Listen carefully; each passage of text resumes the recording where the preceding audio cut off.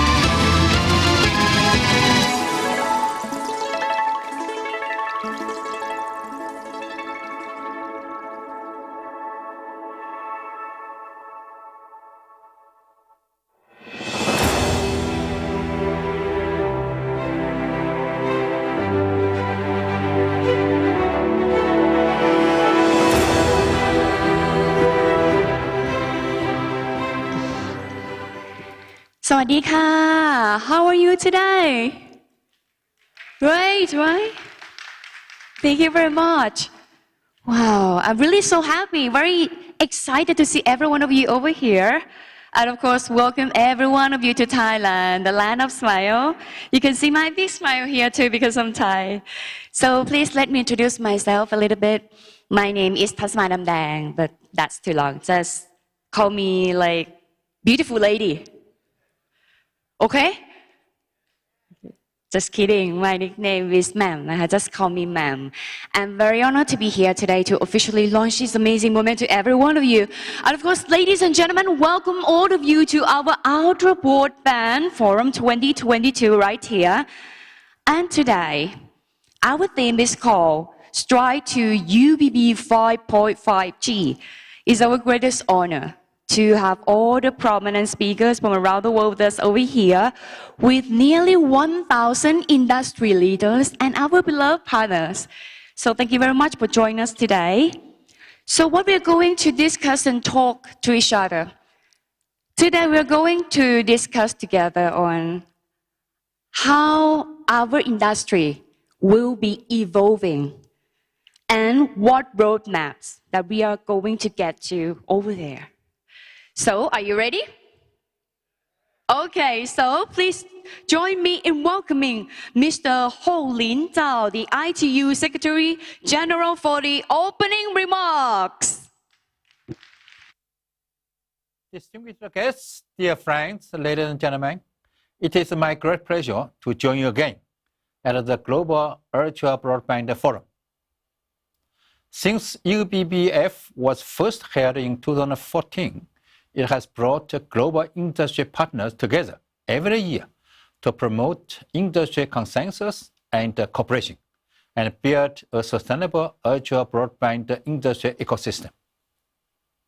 I appreciate the exceptional contributions and continuous endeavor of Huawei and all partners. In the past 30 years, we have made tremendous progress in connecting humanity. The number of internet users has surged from a few million to almost 5 billion. This trend has enabled a digital transformation that has been transforming our societies and our economies for the better. However, almost 3 billion people are still unconnected and in growing danger of being left behind. And among those connected, many users only use basic connectivity available to them. We need to redouble our efforts to use broadband and digital technologies to achieve the UN Sustainable Development Goals and ensure that the call made by the UN Secretary General, Mr. Guterres, at the General Assembly in 2020 that every person should have safe and affordable access to the internet by 2030 is reached. That is why universal and meaningful connectivity has become central in the UN Decade of Action. But the world still falls short of this goal. Infrastructure needs to be rolled out or improved to bridge the coverage gap. There are still significant differences between and within countries in network availability and quality. To accelerate progress towards universal and meaningful connectivity, expanding broadband networks and improving the quality of connectivity are needed. Governments and stakeholders can resort to a variety of measures to accelerate the achievement of this goal. These include creating a good environment to attract the capital for upgrading and expanding digital infrastructure, facilitating ICT regulation to build competitive markets and enhance predictability, encouraging infrastructure sharing to reduce costs, as well as recalibrating universal service funds to help development of infrastructure in unserved areas. The catalytic role of connectivity is critical to our success in achieving the SDGs. This year, I've used the major ITU conferences such as ITU's World Telecommunication Development Conference held in Kigali in June this year, and a platform like the WSIS Forum held in Geneva in May to remind us that equitable access to digital technologies is not just a moral responsibility. It is essential for global prosperity and sustainability. We need to increase investment in ICT infrastructure and develop a new whole of government ICT investment strategy, especially for unserved communities. I call on all ICT stakeholders to redouble their efforts to accelerate the progress on the SDGs and build a more sustainable and connected future for all. Let me express my appreciation to all members of the Ultra-Broadband Forum and their partners for their great contribution to building the World Information Society. I will encourage you all to continue your journey and wish you all success in your future endeavors. I wish you all a very productive and successful Ultra-Broadband Forum 2022. Thank you. Thank you very much. Wow, such a really warm welcome speech from Mr. Zhao from the ITU.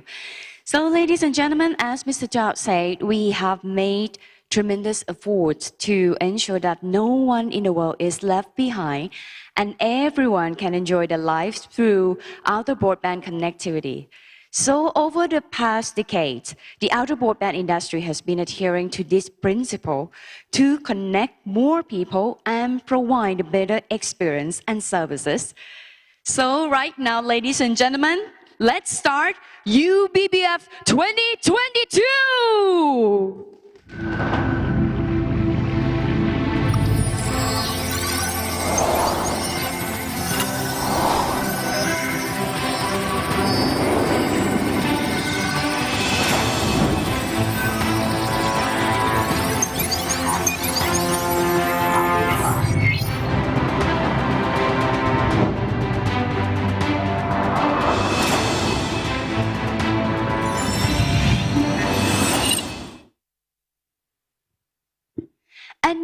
our new BBF 2022 is officially started. So ladies and gentlemen, we have experienced the high quality service of 5G and broadband network around the world. And all of this can be contributed to the Thailand telecom industry as well. So let's start with this keynote speech with the topic of Giga Thailand Development Plan and Prospect. So please join me in welcoming Air Marshal Dr. Thanapan Raijalern, the Commissioner of Office of the National Broadcasting and Telecommunications Commission, or NBTC Thailand, upon the stage. A big round of applause to welcome Air Marshal Dr. Thanapan Raijalern ka.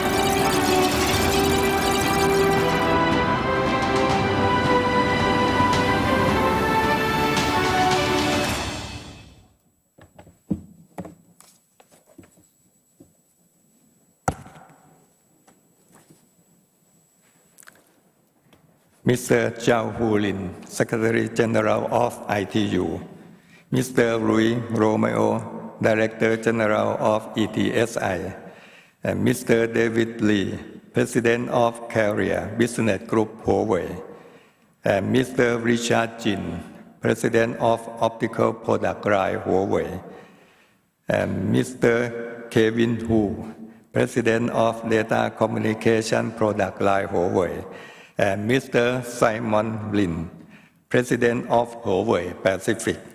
Distinguished guests, ladies and gentlemen, and good morning. Sawadee krab.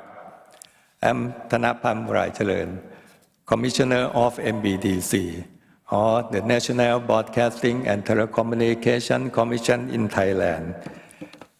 Before I'm going to tell you about the Giga Thailand, or Gigabit Network.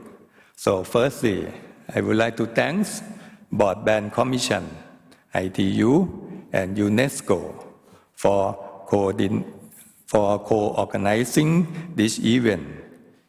It clearly shows a great collaboration between the public and private sector to drive digital development and innovation during the fast-changing period of overall industry.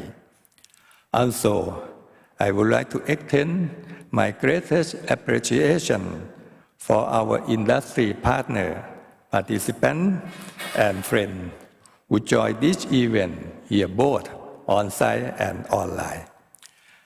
As Thailand and the whole region open up, I believe this Ultra-Broadband Forum, or UBBF event, come right in time to explore the technology-driven economy and society. As we have witnessed together, after the recovering of pandemic situation or COVID-19, the digital technology has played an important role for the new normal and acceleration of the digital transformation. The demand of digital service has increased in many aspects. People use more internet and consume more bandwidth. So, not only for studying, but also for working and entertainment.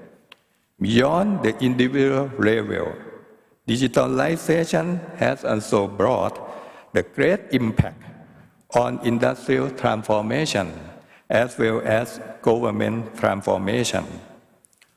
For more than 10 years, NBTC is proud to be an important part of the Thailand public organization to help the country and to develop the sustainable digital infrastructure, which helps the country to support in all aspects. And what has NBTC done before and continue to do? I will tell you a little bit more. So, there are two important missions which has NBTC continually working.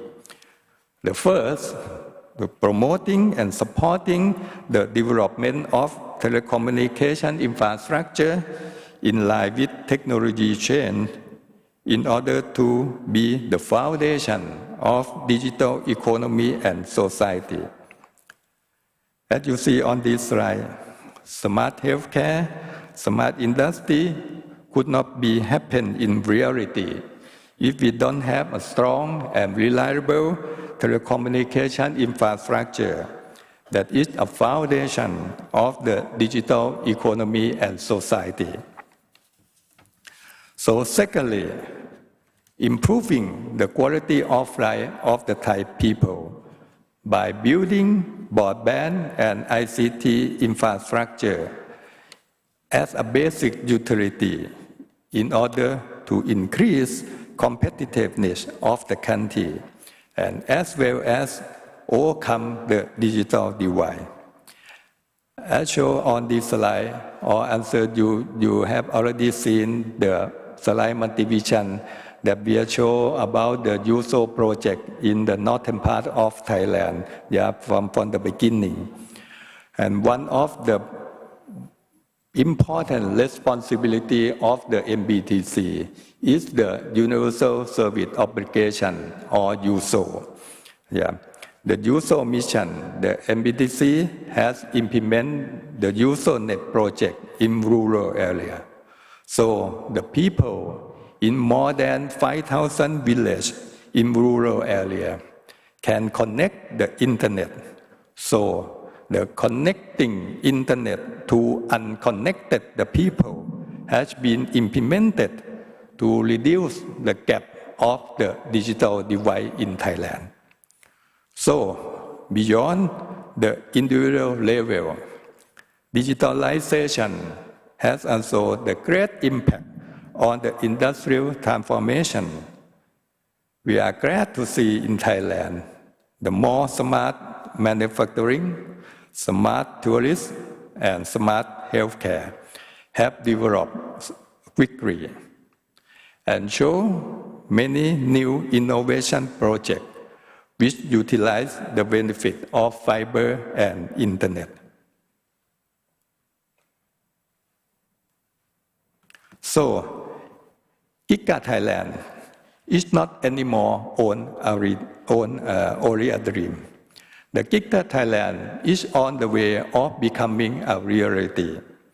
So, you can see on this slide, start from the left. In the year 2017, Thailand government had addressed the importance of digital infrastructure and industry digitalization from the top level. So the Thailand 20-year national strategy has been addressed, so including the digital strategy, which is targeted to develop high quality of ICT infrastructure to support fully connected Thailand and moving to ASEAN digital hub. So then, in the year 2018, MBTC has been working continuously in order to fulfill government vision and strategy. Since the 2018, USO 2.0 project has been successfully implemented. As I mentioned before, right now, every village in Thailand is now able to access the internet, which helps to improve quality of life of the Thai people, especially in the rural area.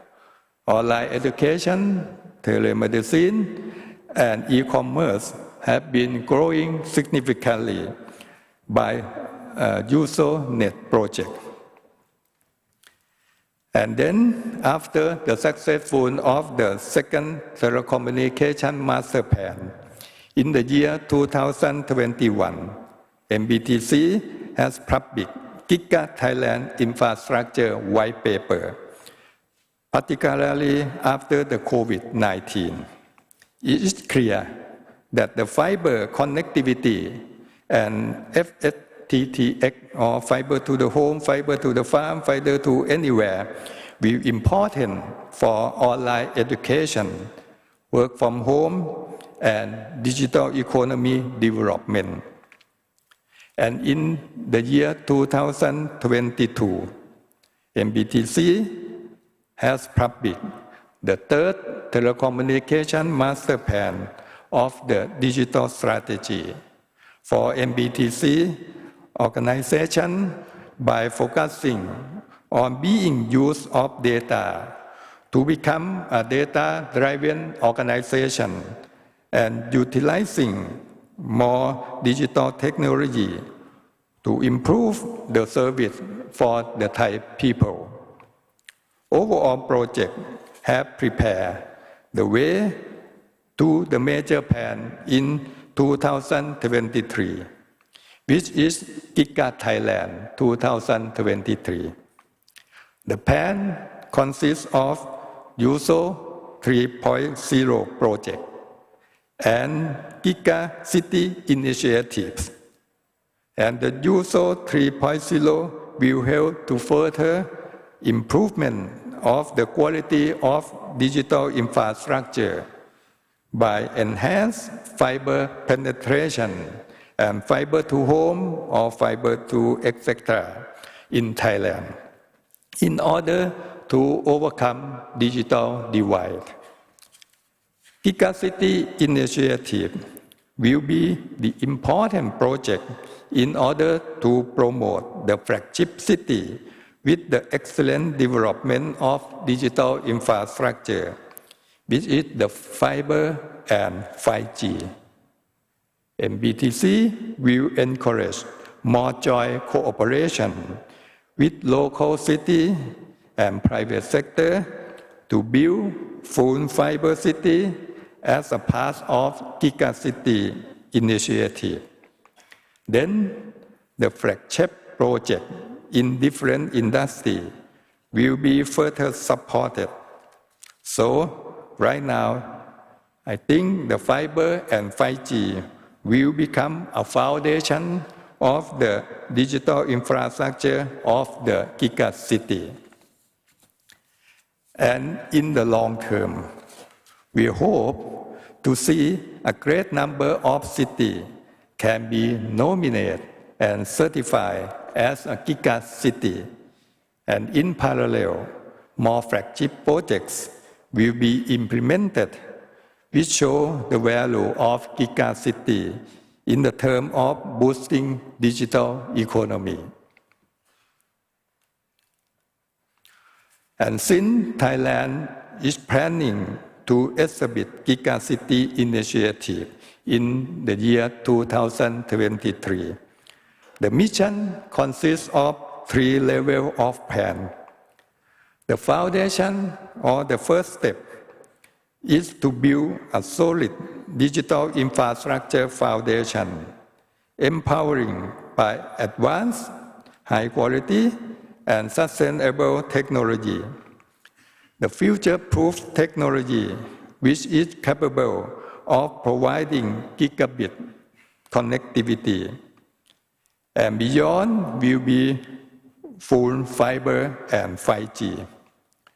And as I mentioned before, both technology will be the 2 pillars of ICT infrastructure in the long future. And as shown on this slide, so the first layer is to implement the full fiber and 5G network. That is the foundation of up-to-date digital infrastructure. And for the second step, a robust ecosystem is critical for all stakeholders to succeed in the digital era. Giga City initiative mission could be not successful by the work of any single party. It requires a constructive ecosystem cooperation from central government to local city government and private sector. I would like to encourage more open cooperation and share knowledge, and also sharing the experience and joining the innovative among all the party. So, the important mission for this layer is to provide or construct an ecosystem cooperation from all sectors to become a reality. So now we have to work together in all sectors, both private sector and also public sector. And last but not least, the focus of industry digitalization in key industry will be the major boost to Thailand's digital economy. We are expecting to see more setting up a smart hospital, for example, or smart university, and also smart factory, as well as the smart government in the near future. I will tell you a little bit about the cooperation between the public sector and private sector. Maybe last year or 2 years ago, MBTC has cooperated with the Huawei and also with the mobile operator to implement the 5G use case in Siriraj Hospital. There are a lot of successful use cases that we are developing. For example, the development of AI diagnostics and also the 5G unmanned car for the first time in Thailand. That we can say that the Siriraj Hospital is the first 5G smart hospital in ASEAN. And Thailand is very proud. In the Mobile World Congress in Barcelona, Thailand presented this project in the Mobile World Congress in Barcelona. We are so proud that we got the reward, one of the top 5 5G use case in the world by Siriraj Project Hospital. And this year, MBTC has already granted another budget, and we also cooperate with another Rama Hospital. And we have got the lesson learned and experience from the Siriraj Hospital. And we also improve the smart hospital for the Rama Hospital as well. Yeah, there is the good cooperation between private sector and public sector, because as I mentioned before, the only one organization maybe cannot bring to the successful of the development for the new digital technology. And as a major communication regulator in Thailand, MBTC has been committed to enable Thailand a digital transformation and continually contribution social value to Thai society. We strongly believe that digital economy will be a major growth engine, and the ICT industry assume the responsibility for building the foundation for the resilient digital economy. We truly believe that Thailand will achieve its visionary Thailand 4.0 blueprint with continuous ICT development, which will create a new value, innovation-driven and sustainable economy model. So, I'm looking forward to the work together to strive to the new era of digital transformation. And Thailand Giga City initiative will be serving as the foundation of digital economy and better life for the Thai people. I think that I have done, or the MDC have done, each goes into one aim, the better life for the Thai people. That's all for me today. So thank you very much. ขอบคุณครับ ขอบคุณค่ะ Thank you so much for Air Marshal Dr. Thanapan Rai Jalern, the Commissioner of Office of the National Broadcasting and Telecommunications Commission, or NBTC, for sharing with us about Giga Thailand development plan and prospect. So next, ladies and gentlemen, we are going to talk about stride to UBB 5.5G. So please join me in welcoming Mr. David Wang, Executive Director of the Board and Chairman of ICT Infrastructure Managing Board from Huawei, please.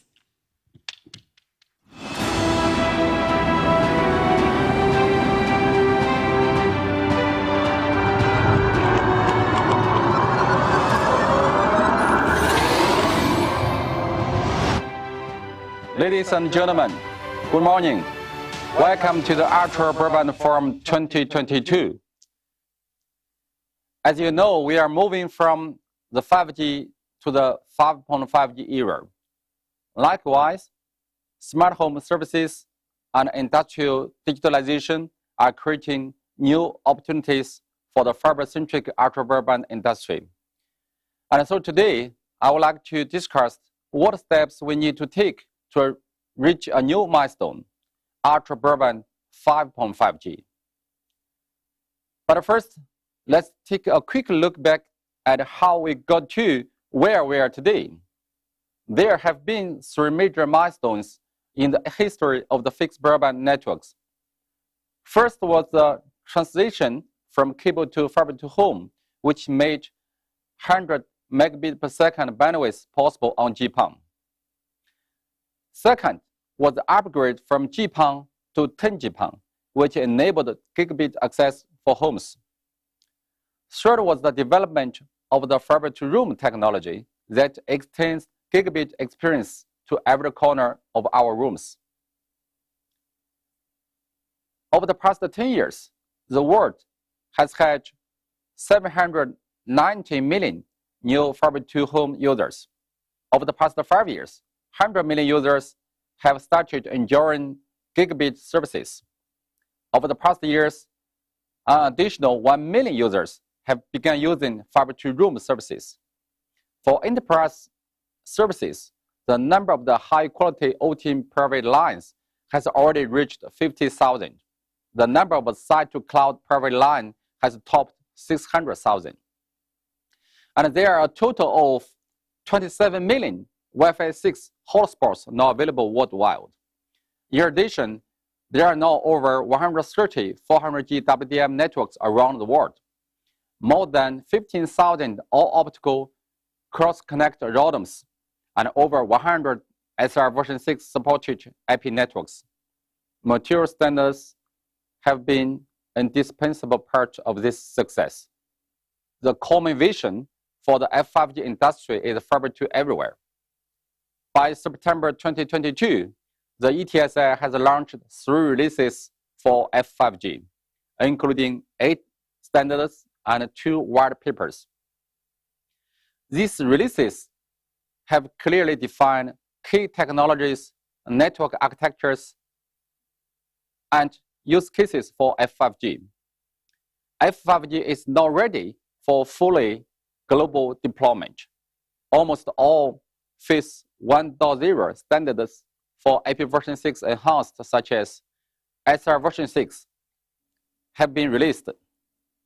For Phase 2.0, the standard for the VPN Plus is in the individual drafting process, while some key technologies like the GSR version 6 and BRER version 6 are already in the working group drafting process. All standards of the IP version 6 enhanced are proceeding steadily.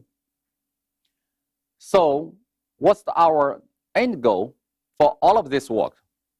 It is to help us drive faster to the intelligent world of the 2030. Looking toward 2030, homes, campuses, industrial internet, and everything around us will be intelligent and look very different from the world today, with greater connectivity requirements.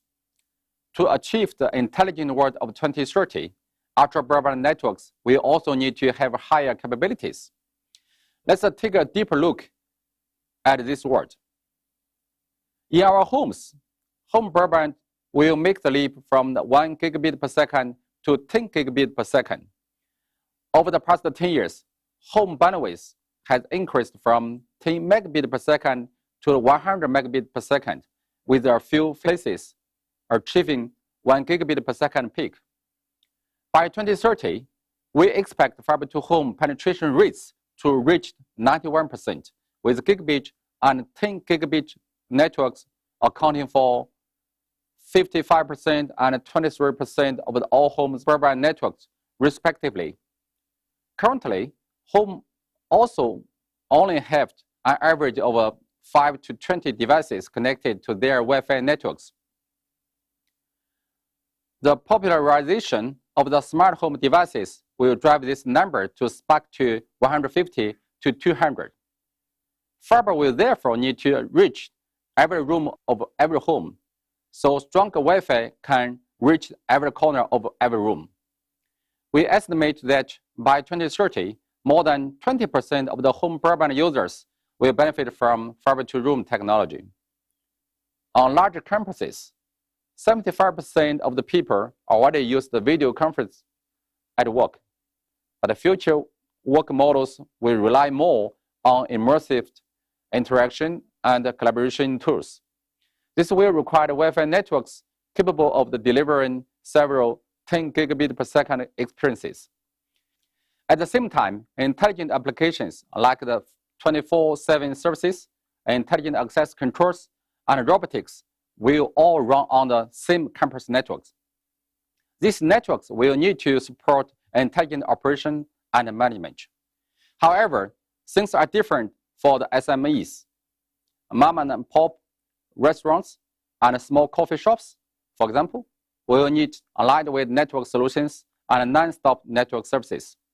This is an opportunity for operators to extend private line service to the carrier-grade fiber-connected Wi-Fi internet for SME, which can also be maintained remotely. Industry will also see massive change by 2030.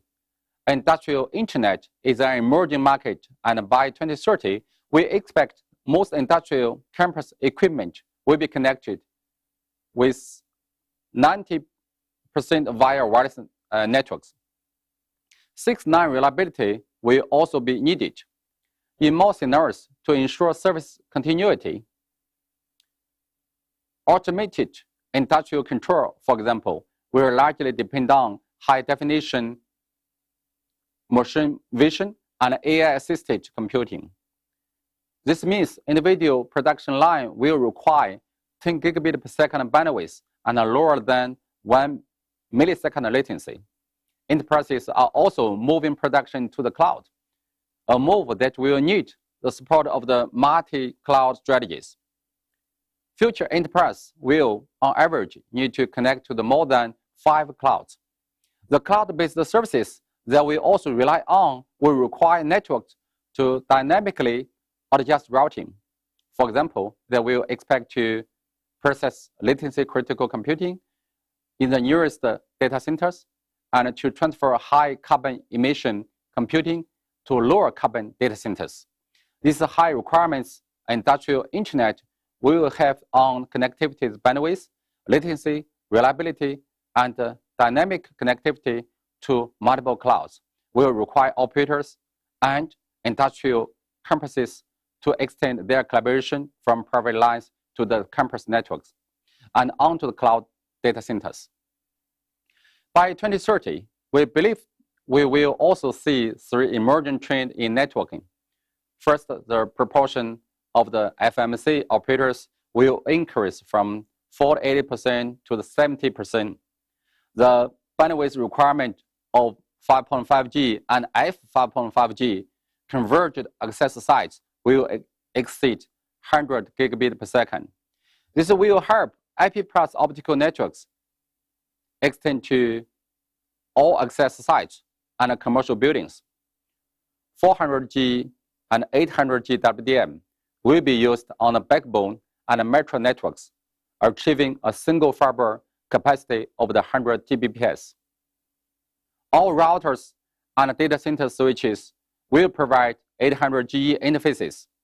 The second, green technologies like fiber to room or optical switching, multiple service routers, and intelligent power management will make entire networks 10 times more energy efficient. Optical access network will reduce the 80% of the energy consumption to 6 watts per terabit. Optical transport networks consume 90% less energy to 32 watts per terabit. And IP routers will use 70% less energy.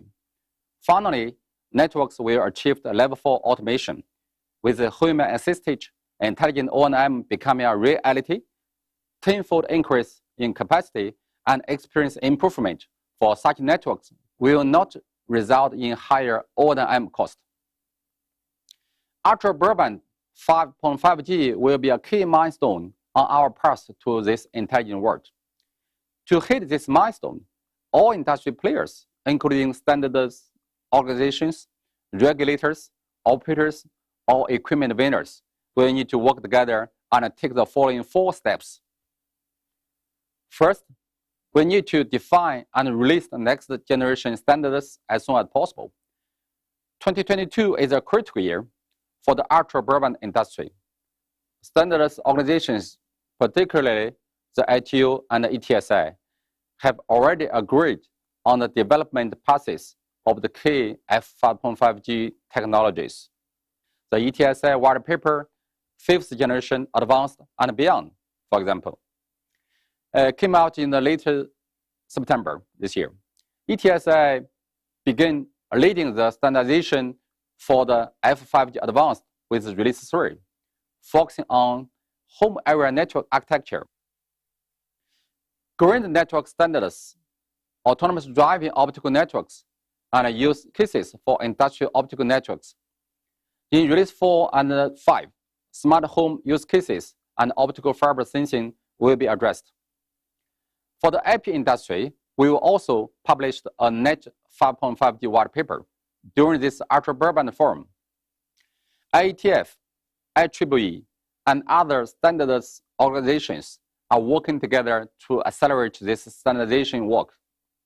We believe that net 5.5G will achieve even larger bandwidth and realize flexible end-to-end SR version 6 optimization by 2023.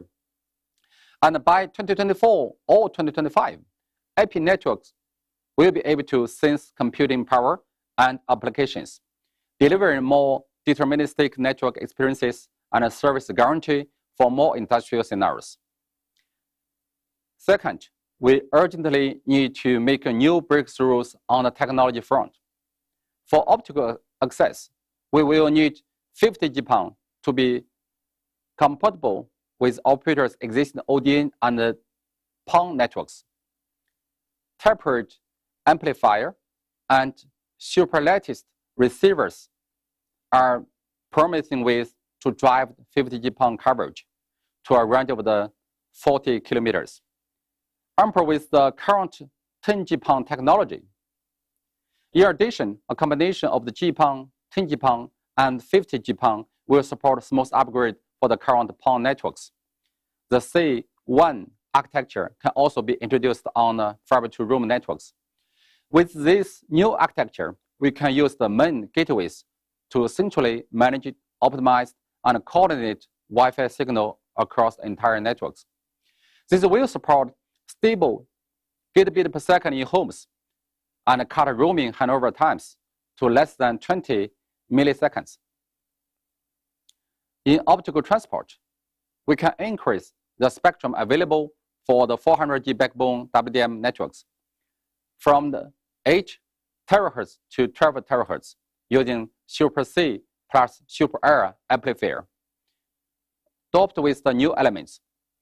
This will increase the number of available wavelengths by 25% and a single fiber transmission capacity to 100 terabit per second.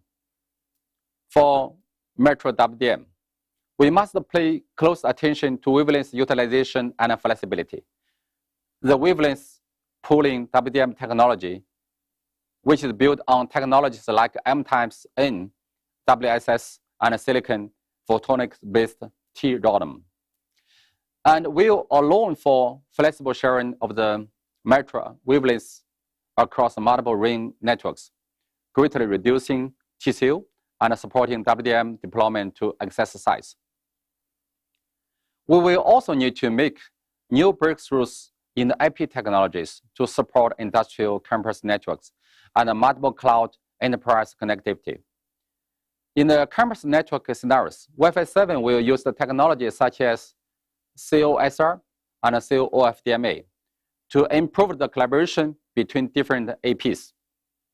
Technologies like the uplink OFDMA and uplink MBU-MIMO will therefore be needed to improve the Wi-Fi connection reliability. Enterprises will also need IP networks that can sense services and dynamically adjust routes if they want to execute their multiple cloud strategies.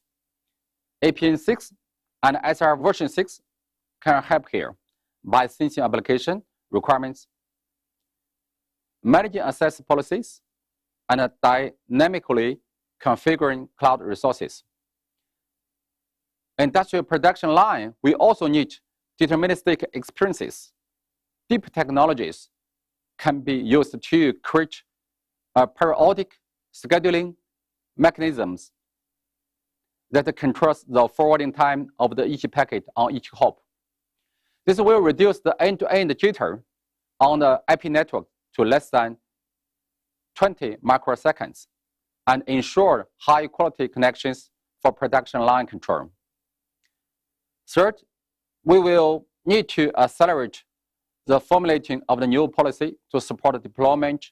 New standards and technologies can only create value when they are applied to the live networks.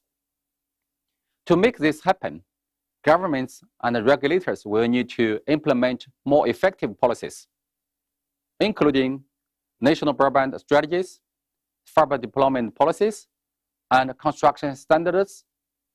Clear fiber deployment policy for the fiber to home will speed up national broadband rollout, and construction standards will help bring fiber to every room at home. Operators also have a role to play too. They need to define target network architecture by 2025 and 2023, and outline the steps we must take to get there. They also need to accelerate rollout of fiber to room and fiber to home networks, the deployment of the metro WDM to access sites, the upgrade from IP networks to SR version 6 networks, and deployment of the 400G and 800G for both the transmission and IP networks. All this will bring us closer to the Ultra-Broadband 5.5G. Finally, industry players and ecosystem partners need to work together to explore what's the next. We need to make the most of the 5.5G to achieve the ultra-broadband services and support new high-potential applications.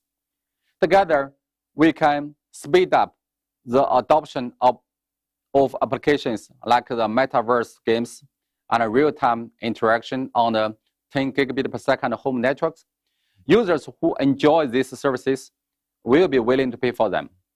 Collaboration will also be key in exploring new campus scenarios, such as immersive offices and robot-assisted offices.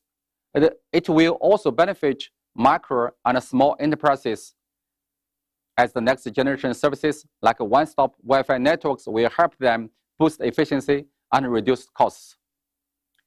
We believe the telecom industry will continue its work on deterministic experience and flexible routing for industrial internet. This can be achieved by working with industrial internet companies to incubate applications stemming from automated industrial control and enterprises connectivity to multiple clouds. Standing here today, I have no doubt that the great minds and cultures that are coming together in Bangkok will achieve amazing things this week. I would like to thank everyone for your time. as well as call on you all to continue working together.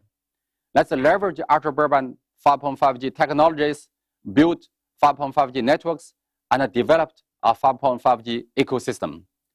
Together, we can move our industry forward and start to ultra-broadband 5.5G.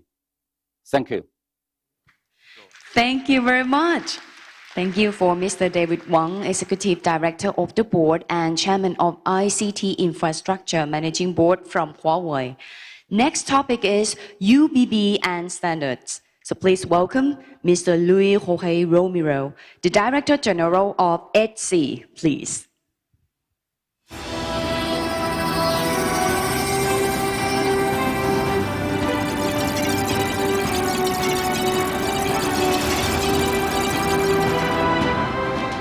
Good morning, everybody, or good afternoon.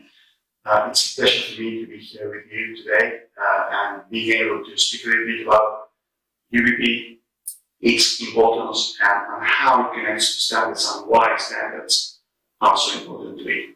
I would have loved being with you today, but of course, after some time and with everybody wanting to travel again, we have plenty of different commitments and have kind of prevented me to being with you in Bangkok. I'm sure you will be having a very enjoyable conference and session today. Especially speaking about what we believe is extremely important, which is ultra-broadband.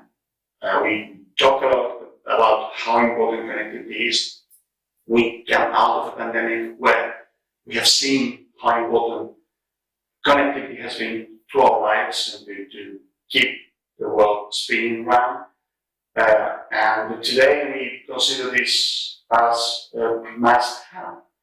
But even before that, we already were looking at the importance and how kind of relevant connectivity was to everyone, and especially broadband. And there are several studies from several very reputed organizations to tell how UBB, how broadband in fact impacts and relates to economy in any country. And we can see how those countries where penetration of broadband is higher get a real impact in their GDP. And we have the ITU, we have the OECD estimations, and all of them are saying and pointing at the relevance and importance of broadband. So not just that we feel it's something which is in the stats, it's something that really reflects in our lives and it's to our improvement and benefit. So indeed, this is extremely important. But then, what about standards? And just for this specific session, let me point at a few keywords where I believe standards are really this lever where ultra-broadband is taking support. So, economies of scale. Of course, we have talked a lot about how standards support and get along with economies of scale and why and how. Because of standards, we have been able to spread across technologies all over the place. How important it is to avoid fragmentation. Some say, well, the good thing of standards is that there are so many to pick from. But in fact, on the other hand, what we're looking with standards is how can we gather all brains around a specific given solution so that we avoid that we get fragmentations in the marketplace. And for that, we need global cooperation. I've said consistently that there is no such a thing as borders in the ICT world. So having global cooperation to develop our standards that will enable global technology to develop and spread is of the utmost importance. And last but not least, it is standards that will help boost innovation. We will be able to, from what everybody has developed, set a solid step where we can put our next step for innovation, and so on and so forth. We don't need to reinvent the wheel. And that's very important and adds to all the rest of subjects such as cooperating globally, avoiding fragmentation, and economies of scale. And I say this because when we look at ICT, standards are very much at the core of it. But there are several different approaches, and probably we can see different levels of evolution in how standards have been playing a role all throughout ICT. If we go to one extreme, I think in the mobile world, we've been able to synchronize all efforts, and technologies and the different entities have been able to get together and have a real kind of established path of successes that probably started in the second generation with GSM, that was, let's say, a de facto cooperation because it came out of the marketplace. Then from there on, we started learning and we put together lots of efforts to get 3G, 4G, with clear plans, with clear releases. And this has helped a lot gathering efforts and bringing the system has grown incredibly fast throughout the years. Now, when we look at the fixed world, we may see that there's a little bit more of scattered efforts around how to get technologies and how to get standards deployed. And definitely we have great solutions, we have great technology out there, but the big question mark is, couldn't we go a step forward? Couldn't we do a little bit better? Couldn't we align, as we have been doing in the mobile world, and try and see how we can also develop the fixed technologies, because they are extremely important. So, are we able to put all this together? And this is something that no single entity can do. We need a lot of cooperation all across with all organizations that are working around. This is something that ETSI we would like to also contribute to.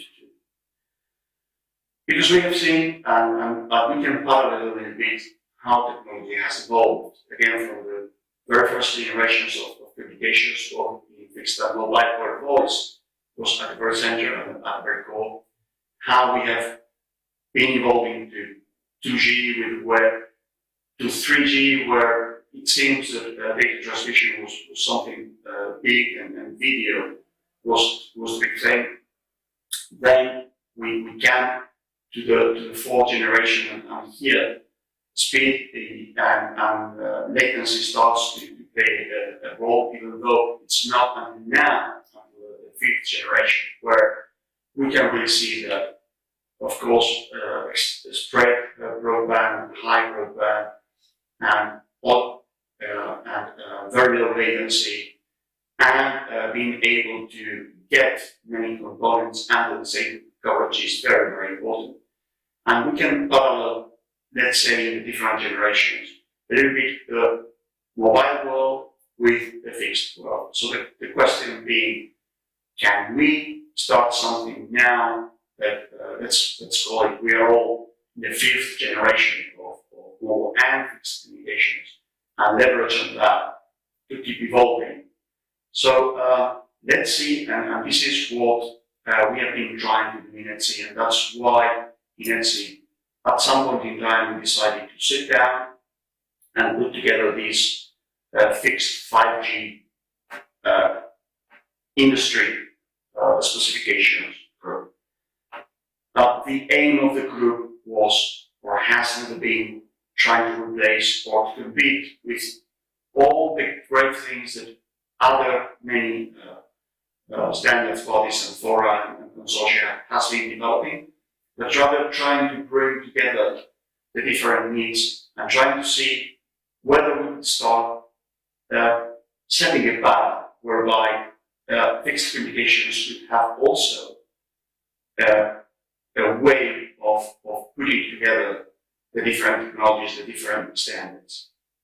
So we have been interacting very much with all these different organizations, both in the work, in the technical work in standards, but also in sharing and going together to different webinars and events, and it has proven very, very efficient, and it has proven very enriching for all communities to bring all this knowledge and to push and see how we could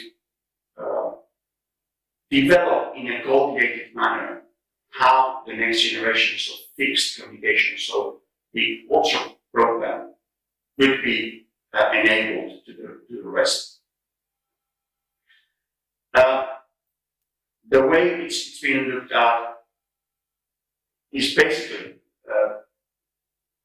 really concentrating on, we are now saying what, let's say, the fifth generation would need, and this starts with the famous triangle that we saw for mobile communications, but something which has been parallel for fixed communications, and we of course for the F5G need enhanced fixed broadband, so more broadband.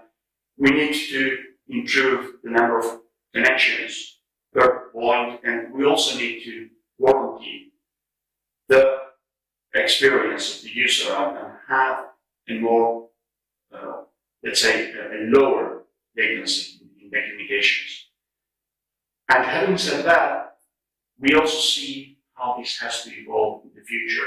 And when we look forward and we go just to mimic what's going on in the world as well, we go from F5G to 5G plans. We see that there are some other components that we also need to be very careful about and watchful. On one side, grid is the big word. We need to make sure that we have sustainability and that all our systems are less power hungry, so that we can get and spread our networks, because that's something that we will need. We will need to have a wider access to many more points. So we need our fiber reaching out to many, many different points, and not just to the home. And then we need to make our networks more autonomous, more aware of what's going on, and with artificial intelligence built in. So there are many other components that will make our broadband networks being even fitter for purpose in the years to come. Definitely, there will be many technologies to consider in this evolution of the fixed networks. We will have to look at latency and control technologies that enable us to be more energy efficient, how we use computing networks that are high quality and distributed, autonomous network management, that's a must. How are we going to handle all these more clever, more complex networks all throughout? And how are we going to sense and extend the capabilities of our networks to understand what's going on at the very edge? And of course, the core network technologies, how are we going to enable higher and bigger bandwidths when we get our networks to get up to the signal room. So with altogether, again, the industry specification group, F5G, is here to help. They started their work back in early 2020, so right before we started with the lockout. And the group has been really more than 2.5 years of operation, and with great achievements. Well, started as a little group, let's say, with around 10 members, is now counting with 86 members and participants at the time of writing, has produced over 1,300 contributions, and keeps in liaising and engaging with many other standards organizations and foreign consortia in order to keep on promoting and developing and growing the world of broadband. There are several work items that have been delivered, some are in the pipe, and they have produced 3 interesting white papers, and I would recommend that you have a look at the very last one, which is talking about 5G and beyond, or F5G and beyond. And it's very interesting. It's already pointing at what the future might bring, the future that will probably for you be very present. And this is also something I'd like to highlight just to finalize my intervention, because we definitely believe that standards, that's also a pointer in how standards will help the growth of ultra-broadband. So how standards link to research, how standards link to what's to come. We have set up a technology radar, which is meant to help us look at what is being developed and being worked in future technologies. In this latest revision of the radar, we have spotted at least a couple of identities that have to look or have to do a lot with fixed networks. One is related to photonics, so we need to see and understand what's going on in the world of photonics, and also in optical wireless communications. All those are really relevant to our progress in the next generation of fixed networks. But also, as horizontal parameters, we need to look at sustainability and how we integrate sensing and communicating networks all together. So all bits and bytes that we need to understand and that we need to, at some point in time, be ready to bring to standards. And we need to bring that to standards by getting much closer to the research, so that by getting closer to researchers, we are able to really understand what's the right timing to transpose or move the subjects from research into standards with the final aim of getting our products out in the marketplace. That's the philosophy, that's the objective, that's something that we believe we can do, and we are here to help it happen. So altogether, as you can see, ETSI is trying to help. ETSI believes very much in the evolution and how we have to progress and develop our fixed networks that will be the support to all the rest, and how we need to cooperate all over the place with all different stakeholders that need to bring together all their ideas to end up having a great evolution of our fixed networks. So with this, thank you very much again for your attention. I hope we'll be able to see soon each other and shake a couple of hands. Thank you very much. I'm Latif Ladid from the IPv6 Forum, as well as chair of the ETSI IPE ISG, which stands for Industry Specification Group.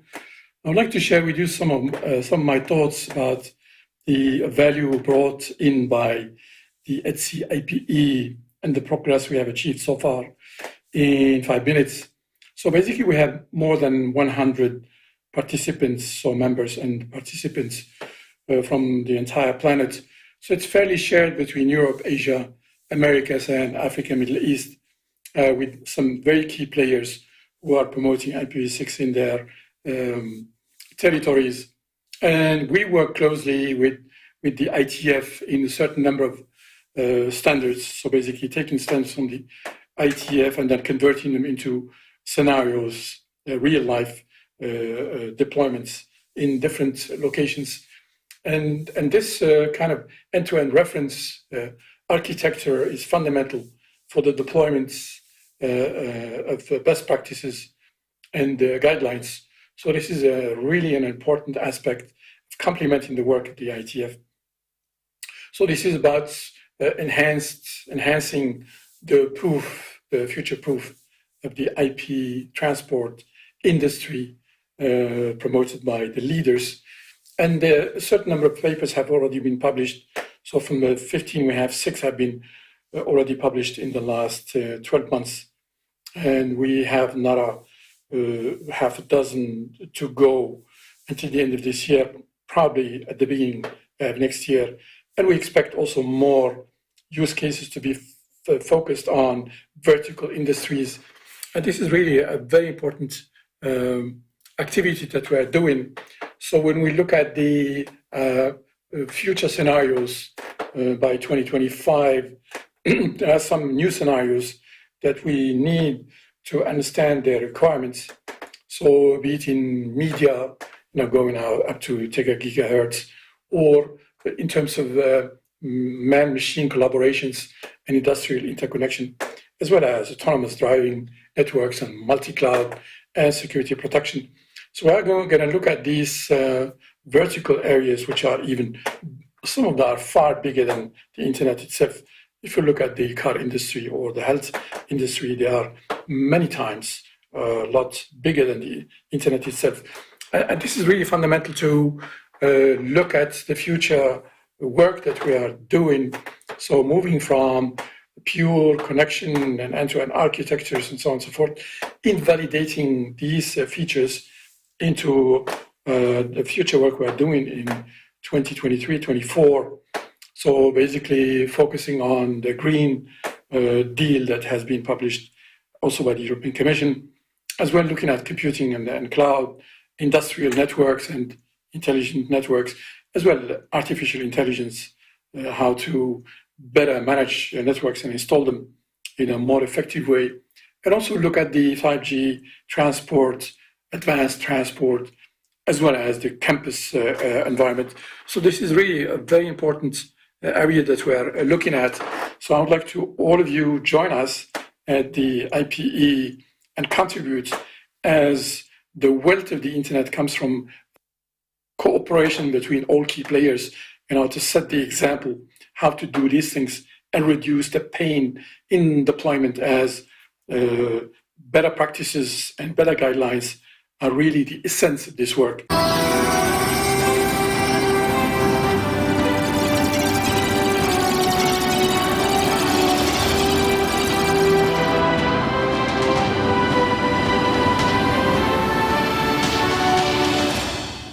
Good morning, ครับ สวัสดีครับ Today I would like to present the roads of the UBB that we are working together with the industries and what we have done so far in AS. First of all, I have to introduce ourselves. Okay.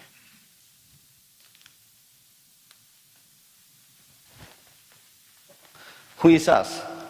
AS is a telecom operator in Thailand. We are working more than 30 years. We just do 32 anniversaries last month. And we are working with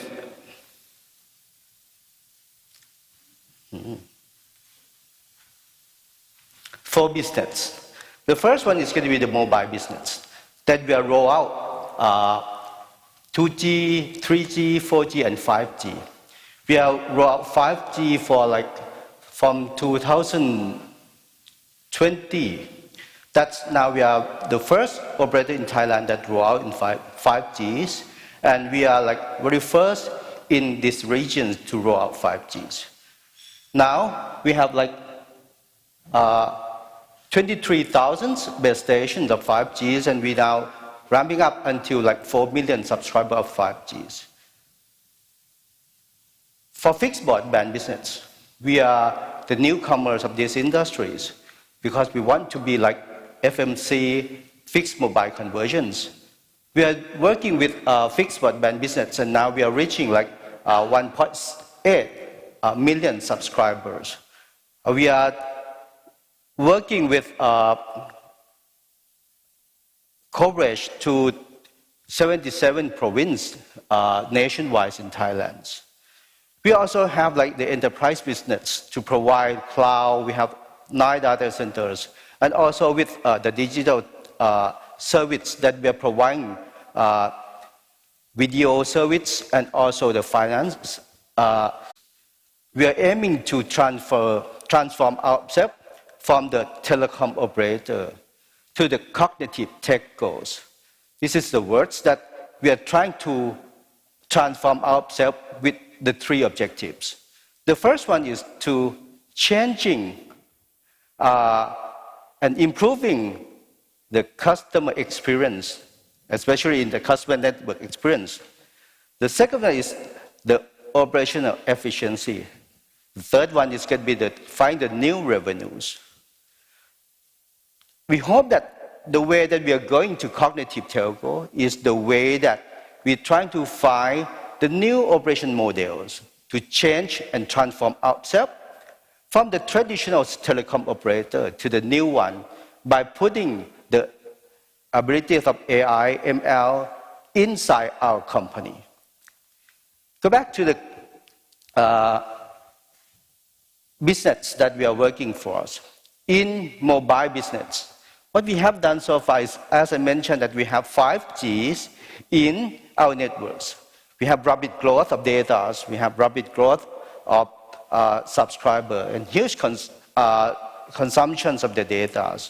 What we have done so far is, since we have like mid-band, high band, and low band in 5G, the demands of the backbone also increase.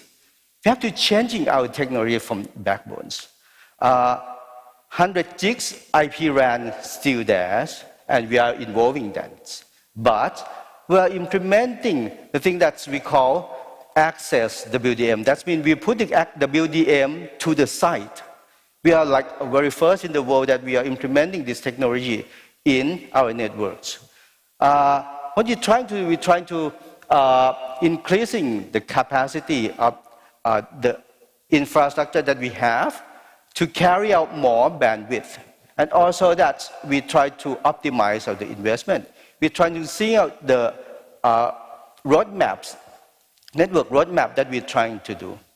More than that, in the backbone, we're trying to explore and upgrading from 100 gig to 400 gig bandwidth. In home networks, since the increasing of the demands from the pandemics, from the previous speaker talking about the huge demand of the pandemics, and we are changing a lot. Also, that's in the fixed broadband business. We also got a lot of involvement with Wi-Fi, that we are introducing mesh Wi-Fi that offers the 300 megs everywhere at homes. This is the first one that we are introduced now, and we are trying to do like we're trying to find other solutions that in providing 1 gigabit everywhere.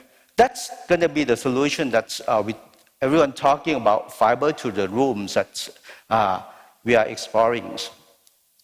More than that, in the enterprise business, we are talking about the, as I mentioned, we're talking about the IP RAN, we're talking about the access, the WDM, at site. So that means we have the capability to have the dedicated private line, the WDM, for the enterprise. That means our infrastructure can be collaborated between mobile, fixed, and enterprise together with one single solutions. And also that with the IP networks that we have, we do testing with the Flex-E network slicing to testing that we can be shaping and providing the guarantee solutions and bandwidth, also with the latency to specific service or solution that they need. The key innovation that we are working together to reach all of this one is not just from the demands of the industry that's growing or the demand of the subscriber. we're also working with three aspects. The first one is, since we need the advanced technology to reach to the customers, as I mentioned, it's going to be like the access, the WDM that we're talking about, that we are working with Richard to make it done and make it happen. And we are working with the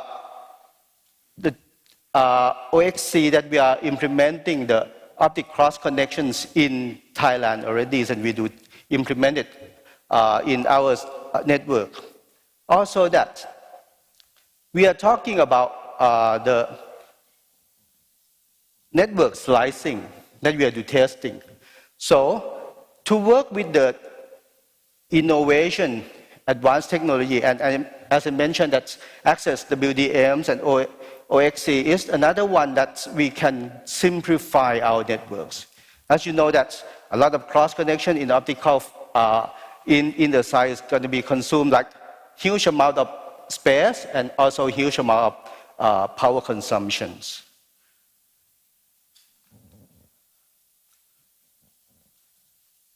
We also implemented the platforms. The platform that we are talking about is going to be the platform that we can monitor, we can providing better service. And as I mentioned, that we are trying to improve our customer experience in our networks. We're providing the platforms in fixed broadband system to guarantee that the customer experience going to be achieved in the level that we can satisfy them. We do it like the Wi-Fi sense, app sense, that we can get all the information of the customer and we can predict. We try to change the way of corrective maintenance to predictive maintenance. Because the fixed broadband business is very unique and different from the mobile business. The mobile business, the site base station is on the site that we are rental with the landlords. And once we have some problem, we can asking for site access and do the maintenance. But the fixed broadband business, the equipment is on the customer premise. Once it have the problems, the customer cannot use our service. We have to asking and do site access and ask the permission to the owners or our customer to get access. We're trying to do predictive way. That means we try to avoid the interrupts of the customers, and we contact the customer to schedule the site access, to changing the equipment and fixing the problems before it happens. And also that we are setting a lot of solutions that we can provide to the customer, like some we call Tiger Highways, the highway that we can provide the service to the customer in the new value add service. And we also providing the other ways that we can providing other service to the customers. More than that, as I mentioned, that we are not only try to improve the customer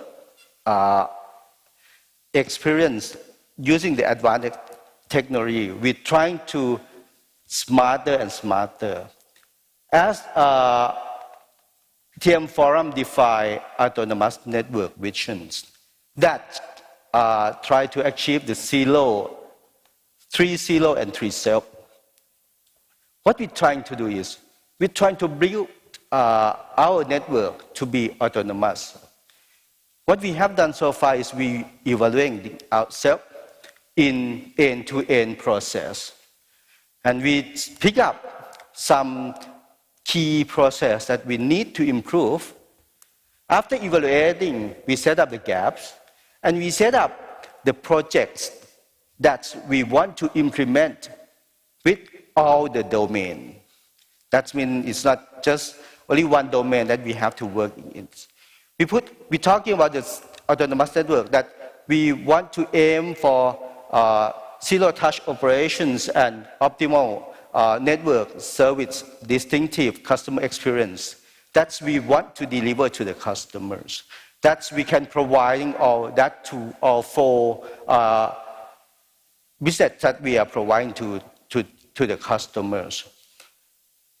we are setting up our platform, is setting up our target network architectures.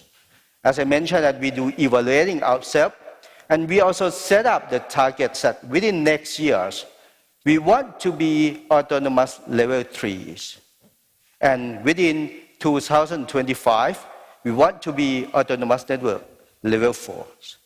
So that means once we do evaluating, we set up the targets, we have to select the project and select the domain that we want to climb up the levels, that achieving the 3 targets that I mentioned, that improve the customer experience, operation efficiencies, and finding some new service.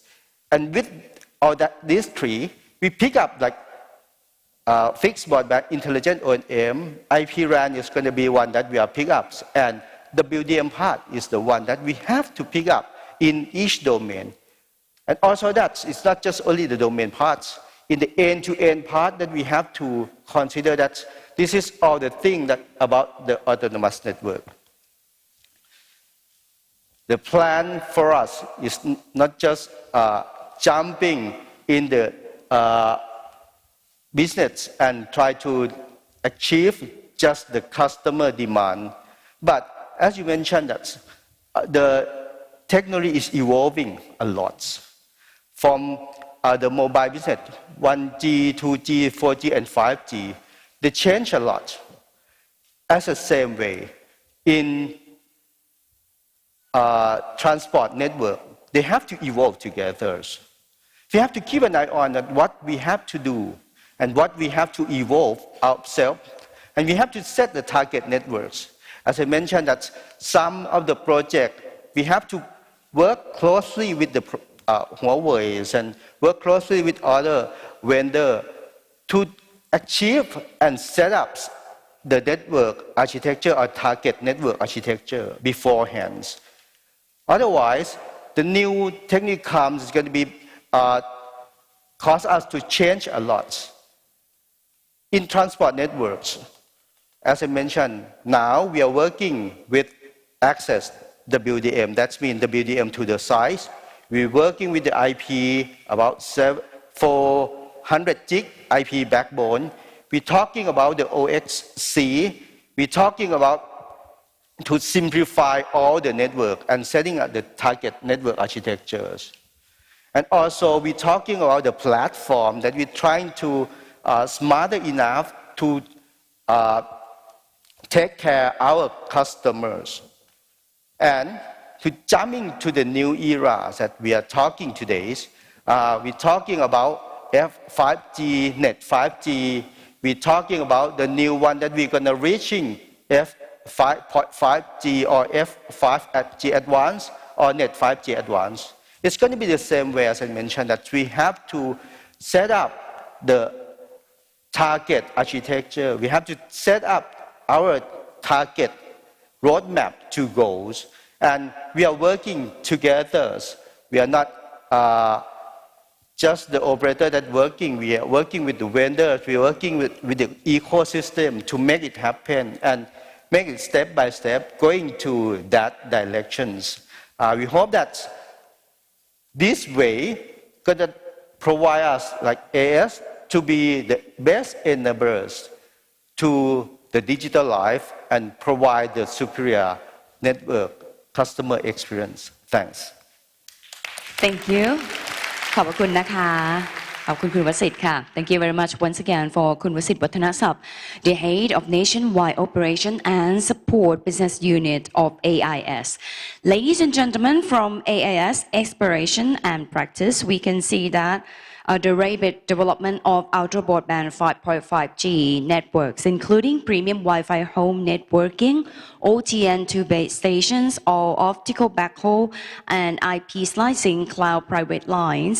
These technologies and services have provided home and enterprise customers alike with new experiences to enjoy. So for the next topic is CMI Business and Network Development Strategy Sharing. Please join me in welcoming Mr. Merrick Wang, Managing Director of CMI APAC Region. Please, sir.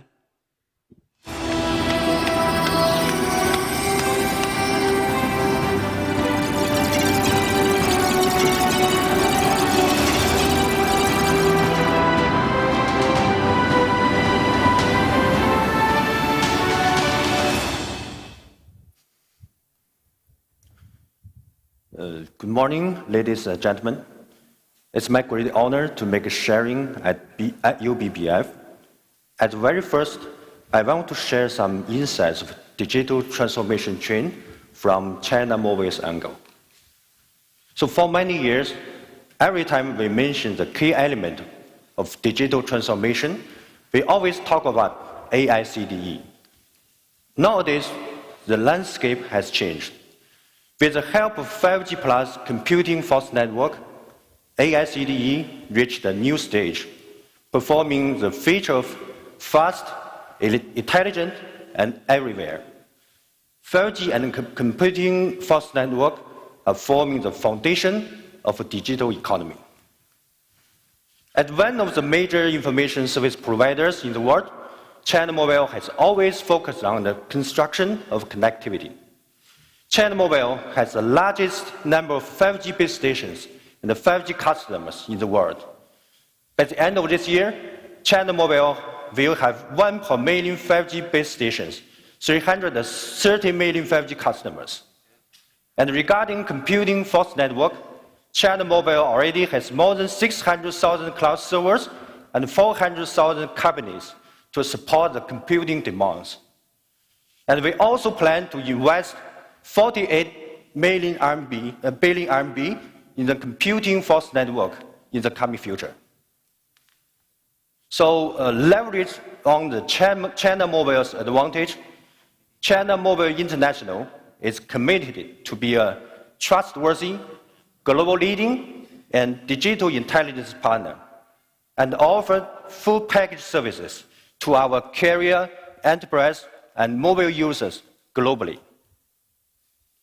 To our carrier partners, iConnect covers all the services from the voice, SMS, mobile, data to IoT.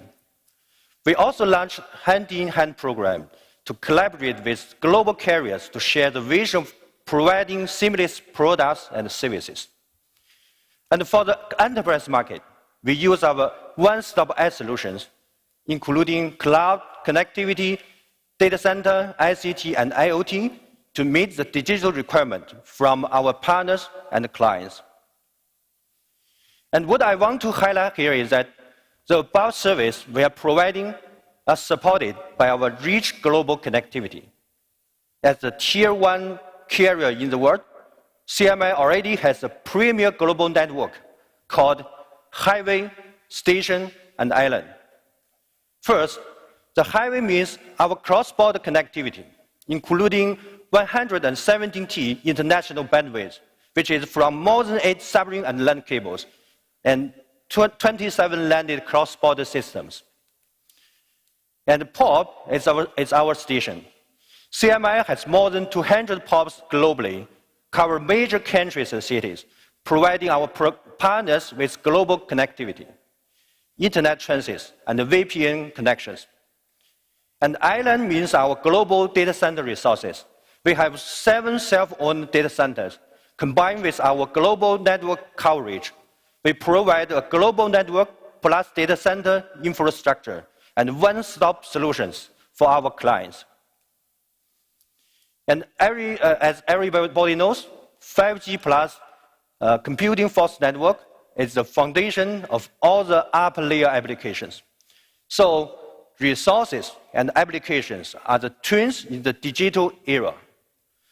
China Mobile has proposed the strategy of 2 brand news.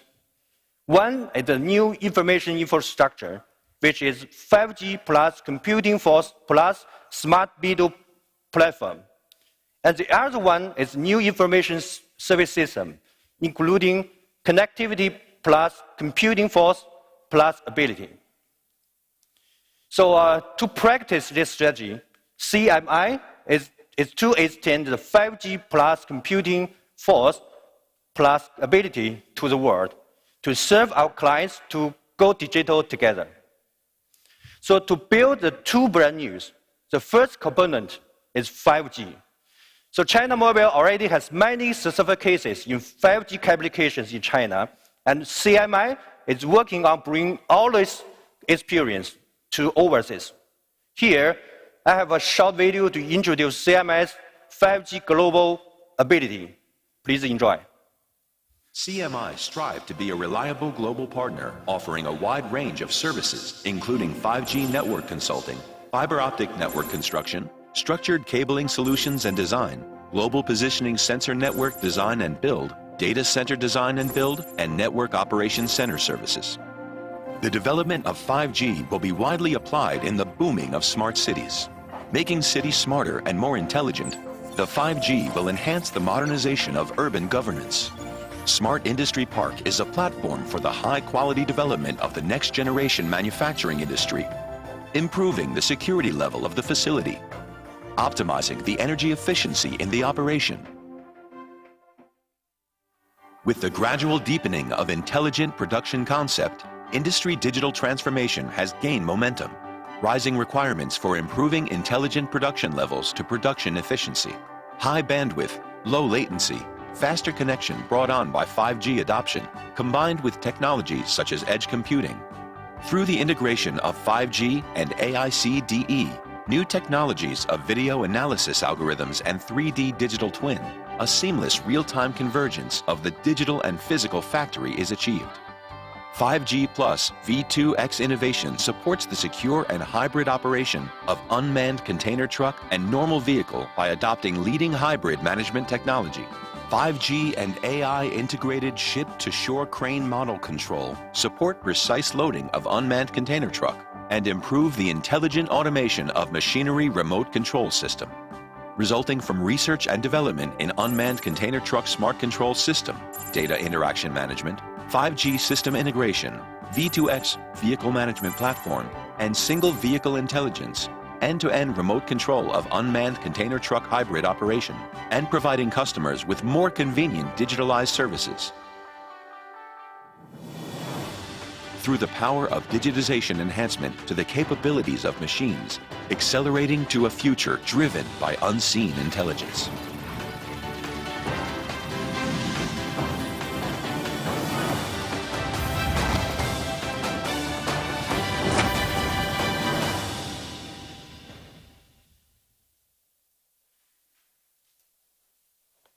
Okay, having put our 5G abilities into every applications, we boost digital transformation for our partners and our clients.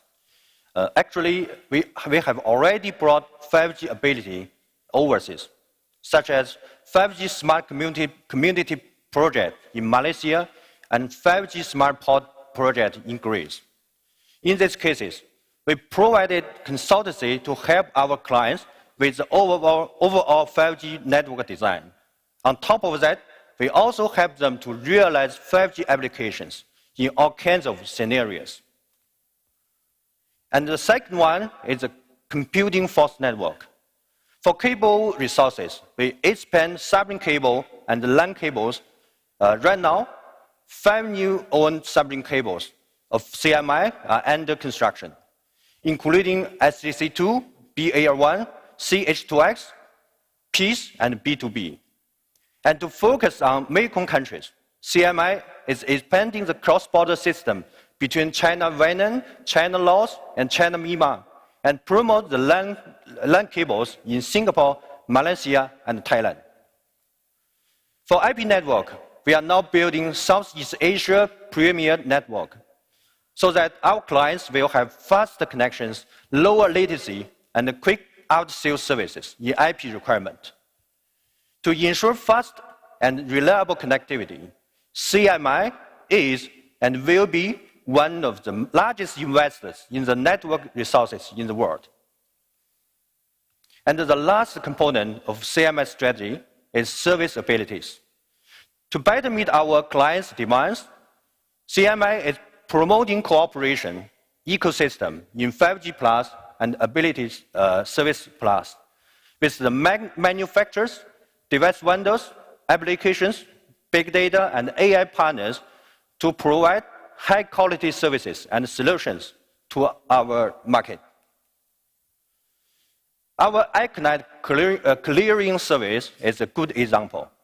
Some of our carrier partners are in lack of service and technical support, migration experience in clearing house. So CMI provides cost performance solutions and assistance for the migration. This service has been proven very successful in Thailand and Indonesia. And we welcome the more experience sharing with our carrier partners and customers like this case. And for enterprise part, cloud connection is another core capability of CMI. CMI's mCloud platform is based on our powerful global network, can provide fast multi-cloud connection, place and manage orders online, and present one view for the different cloud usage. In the final part, to realize this vision and strategy, I would like to propose 3 advocations to our clients and our partners. The first, we call for a more flexible business model to match a far-changing environment. And the second, we call for more product innovations to satisfy the quick digital transformation. And the third, we call for keeping customer-centric service experience. You know, customers always to be the center, no matter how the environment change. Okay, so my sharing will come to the end. But before that, I'd like to quote one Chinese word, 心有定盘，随波逐浪. It is from Dr. Li Feng of China Mobile International, the chairman of China Mobile International. So this words showed us that the great era has just started for everyone here. As long as we strive for the goal and never give up, we will reach the bright future together, definitely. Okay, that's all for my presentation. Thank you for your listening. Have a nice day. Thank you. Thank you very much. Thank you for Mr. Marek Wang, Managing Director of CMI APAC region. Ladies and gentlemen, the next topic is Unleash Fiber Potential, Stride to F5.5G. Please join me in welcoming Mr. Richard Jin, President of Huawei Optical Business Product Line. Please, sir.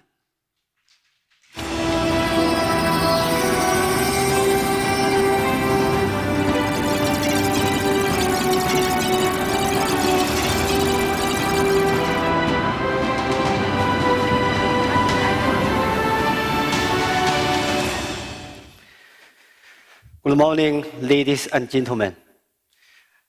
It's my pleasure to join you here today in Bangkok to talk about 5.5G.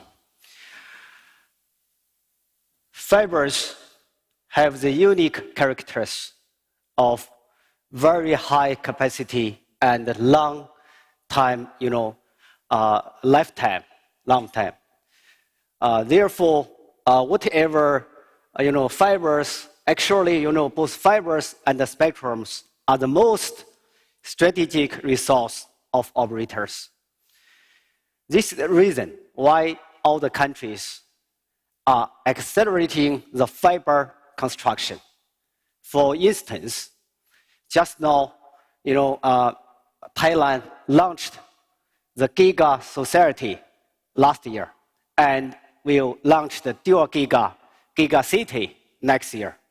If we see the European Union, last year they have already launched the VHCN, very high capacity network strategy, which targets to Giga Society in Europe. If we see currently global operators are developing FTTH widely, gigabit bandwidth is becoming a universal service.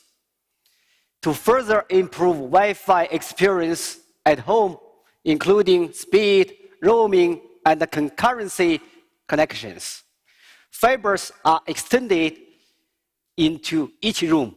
We call FTTR.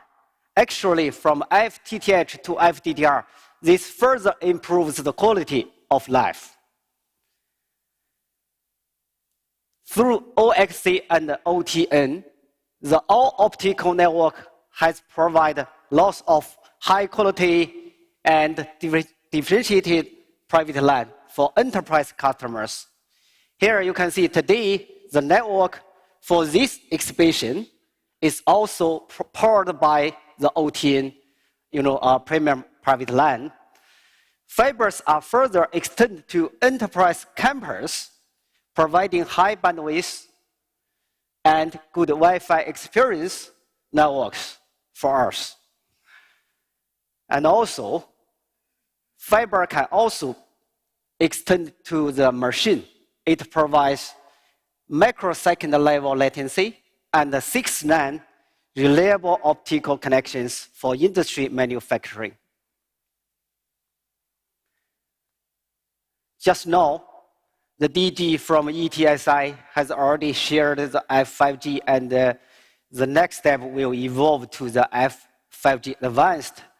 In 2020, ETSI released the F5G standard, defined 3 features: eFBB, enhanced fixed broadband; FFC, full fiber connection. The third one is GRE, guaranteed reliable experience. In April this year, at F5G Evolution Summit, hosted by Informa, Huawei proposed F5.5G. F5.5G enhanced F5G and extend 3 new dimensions. First, GAO, Green Agile Optical Network. Second, RRL. That means real-time resilience links. The third one is OSV. OSV means optical sensing and visualization. It will bring 4 more key values: 10 Gbps everywhere, all optical switching replace electrical switching, from telecom to industrial applications, communication, and sensing integration. All those features will open new market for our customers. Next, I'd like to share with you some of our breakthrough innovation in F5.5G. Last year, ITU has already published the 50 GPON standard as the next generation standard of 10 GPON. To be compatible with GPON and 10 GPON on the existing networks, we innovated in 2 directions. First, we use taper amplifiers and high-sensitive receivers to provide 40 kilometers coverage, which is the same distance as GPON and 10 GPON. This is very important. Second, we use silicon photonics integration technology to make the compact 50 GPON 3 combo module. 3 combo means GPON, 10 GPON, and 50 GPON can be integrated into one single optical module. By this way, operators can reuse the existing ODN network and can smoothly upgrade the network to 50 GPON. Usually, industry increase the capacity, WDM system capacity, through increasing the speed rate and extending the spectrum. For spectrum extension, a traditional way is from C-band to L-band. However, for us, we add new doping elements and increasing the doping concentration. We can achieve Super C plus L, 50% wider spectrum. And we can combine 400G, 800G with Super C plus L together. We could reach 100 terabit capacity in a single fiber. OXC, optical cross connection, is the key enabler for the green all optical networks. We adopt 3D latency algorithm to improve the fiber density of optical backplane by 35%. That means one sheet of A4 paper can print 1,000 fibers. Compared to the traditional rodent, OXC can save 90% space, reduce power consumption by 60%.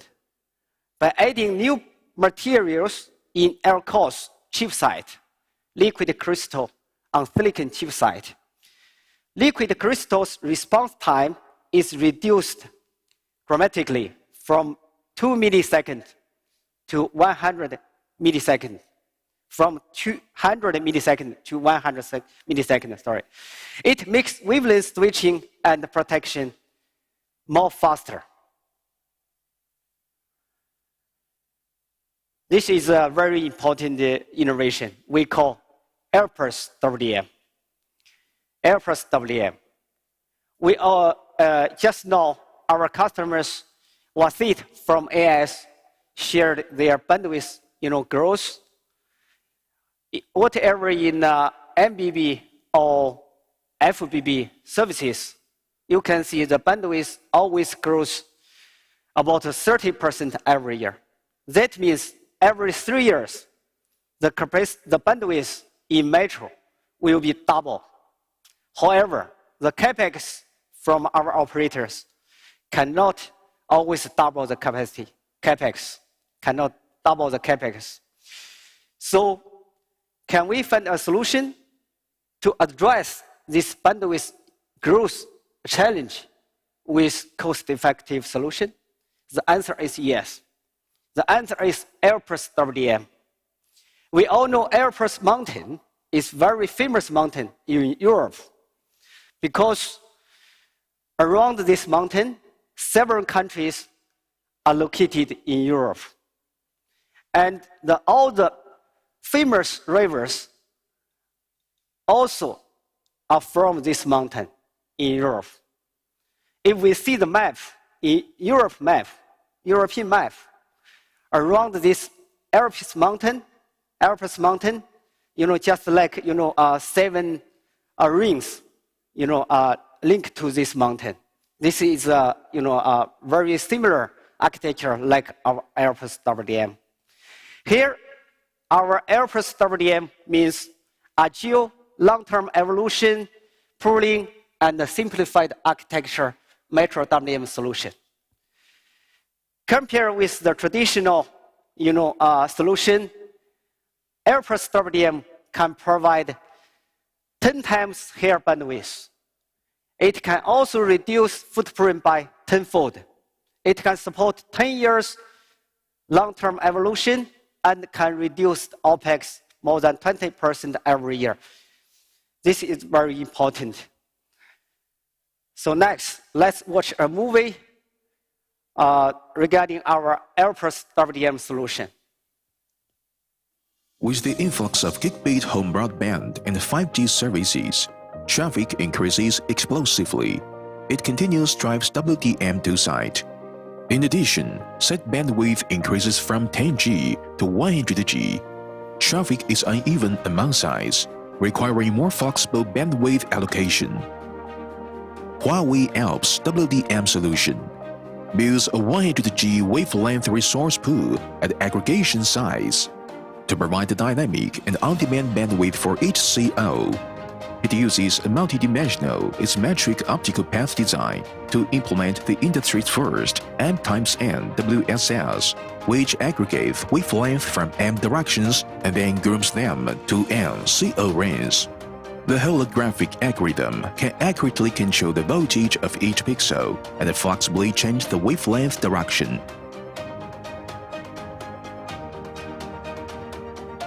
This solution supports intelligent wavelength management. It identifies wavelengths by reading IDs and automatically allocates idle wavelength to new services. At the CO site, the wavelength authentication algorithm is used to identify and select the required wavelengths. Other wavelengths transparently pass through to other COs. Alps WDM simplifies the network architecture through the pooling concept, reduces site footprint by 90% and the power consumption by 80%. improves O&M efficiency and supports evolution from 100G to 800G. Airpress WDM is a really good solution for the metro area. Honestly, I do believe Airpress WDM is the best TCO effective solution for your metro network. Therefore, I hope after this forum, our customers go back, you can find a city or region to trial this network. You will find it is a real good solution. OSU means Optical Service Unit. OSU is the next generation OTN technology. Through protocol simplification, you can see the latency can be reduced by 17%. And also, it can support hitless bandwidth adjustment from 2 Mbps to 100 Gbps. It can also provide 100 times high-quality private LAN connections for enterprise. Last month, ITUT has completed the initiation of G.OSU standard. It is expected to be released next year. Another innovation is FTDR. We all know we just launched this solution in MWC this year. Home broadband networks are moving from FTTH to FTDR. Our FTDR adopts the C1 architecture. C1 means centralized Wi-Fi access network architecture, ensuring ultimate gigabit home broadband experience. Now let's watch a video together to see our C1 architecture solution. The latest C1 architecture centrally coordinates Wi-Fi resources, achieving the ultimate performance, premium and consistent experience, and simplified O&M in home networks. The innovative DWM algorithm centrally schedules and allocates Wi-Fi resources to eliminate interference and resource conflicts, improving throughput by 50%. Featuring the intelligent frequency band adjustment algorithm, Huawei FTTR centrally coordinates frequency band resources for FTTR devices. It provides concurrent access for up to 128 IoT devices. SRCN uses a C1 architecture to provide a unique roaming policy for each terminal, enabling accurate bandover with 20 milliseconds while delivering a smooth gaming and video experience. Parental control can intelligently manage the switch of more than 100 apps and online duration of STAs. Also, Wi-Fi data can be centrally collected and analyzed. The home network is visible and manageable remotely. Huawei FTTR based on C1 significantly mitigates Wi-Fi interference and resource conflicts, achieving true gigabit experience in the whole house. FTTR solution is, we just launched in the beginning of this year in MWC. However, FTTR currently is helping our operators increase the up by more than 20%. And a lot of operators, they have already launched these FTTR services. And we expect the FTTR subscribers will reach 2 million worldwide till the end of this year. It goes very fast. Fiber Iris is an innovation technology applied to ODN network. As you know, the traditional ODNs are enough resources. It is very difficult to manage and maintain the passive ODN network. Fiber Iris labels each port, ensuring 100% resource accuracy, improving time to market, and protecting investment without any port waste. Through ODSP and AI technology, we can realize sub-meter level photo location by fiber iris technology. The last innovation is in terms of ADN.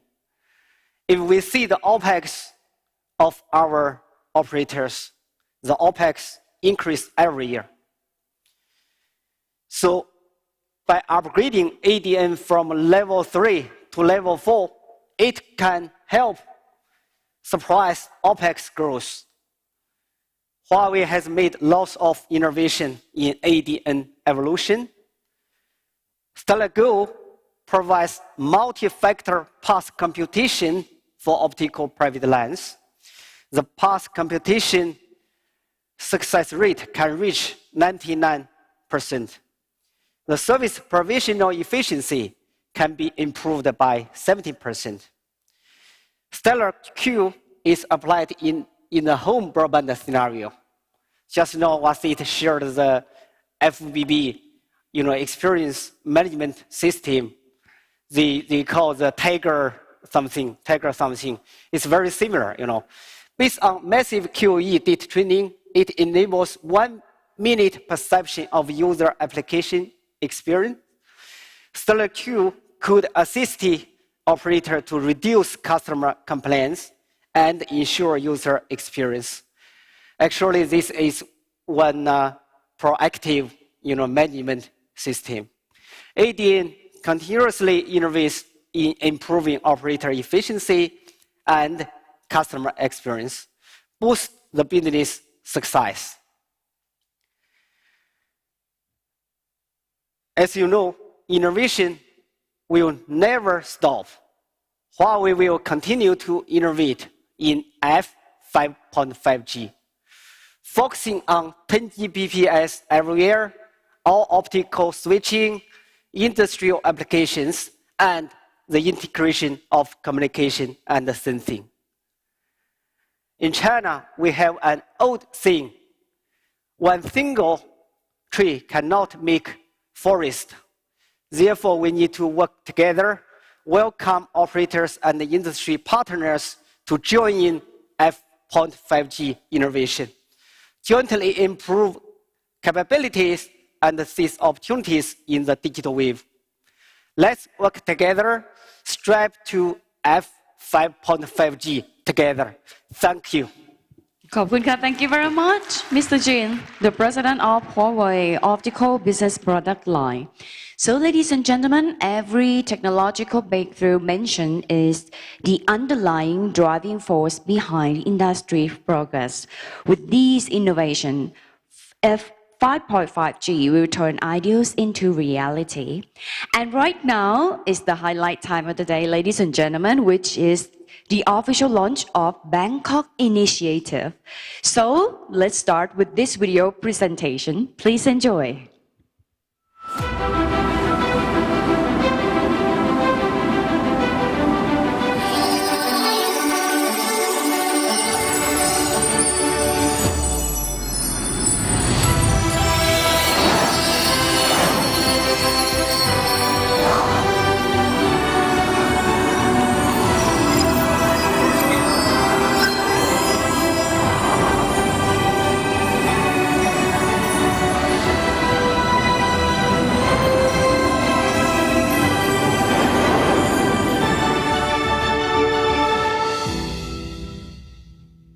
A big round of applause for our long success journey of our industry.